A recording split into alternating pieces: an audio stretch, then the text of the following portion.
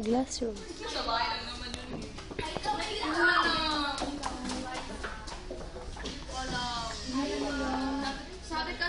Sabi kasi ni Nico, doon na lang daw sa MOA. Kasi andun si Shao. Break na daw kami. Joke lang. Sino ba yung isa? Ako? Riput. Nag-video ka na? Hindi yung bahala. Sabi mo nito. Yun. Text lang kita. Text lang kita. Tawagan ko na. Dito kasi patay.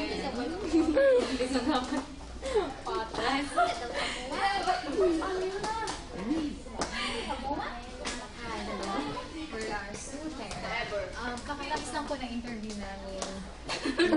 Look us now. And now, we are summer. Come join us, Lapis. Tell what did you learn from our 3 days training here in PAC?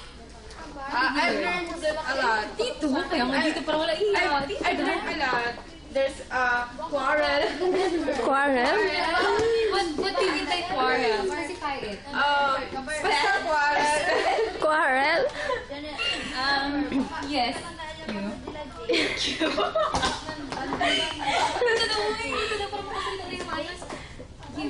can you say about that? Thanks God, we're gone. We're gone. We're gone. We're done. Ikaw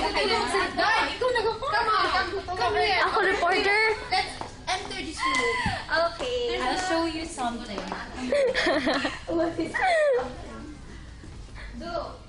This is The proper posture. Proper posture. Look her face. It's a beauty. He's mad. Because his polo is so big. He's mad. yan ba yung pose niya, oh. Ganda yan! Come on! Hindi yung comment dito na. Okay. Now we will have our interview because ABS-CBN. Because kakatapos lang po talaga naman. Tagalog. Ang hirap eh. For me, I've learned a lot, especially my personal skills and how you project posture and gesture of your physical appearance and how you deal with people, other people, and how you express yourselves to every individual.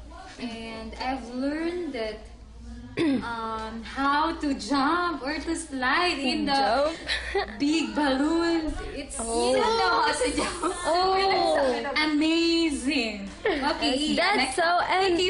And so now you are qualified to be an FA. Yes, for me, I'm qualified because all of us think positively. With every actions, there's a solution. No, I saw you. But We go to next. oh, Silatis mo na. No comment. No comment for that. Actually, we are tired already. Yes.